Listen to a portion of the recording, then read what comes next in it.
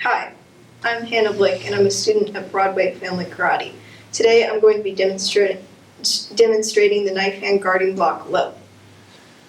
So you start in an L stance in your wedge guard, and your front hand comes across and down, walking low, guarding your leg, and your back hand comes in.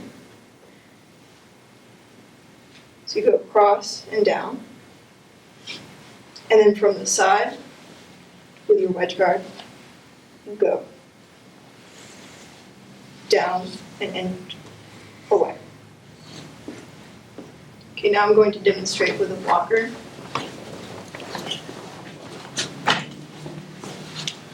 So first, you just touch and push away. And then your partner is going to thrust. And then they'll swing.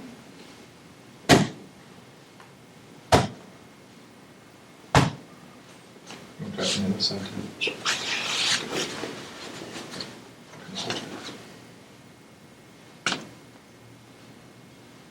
And then they'll thrust.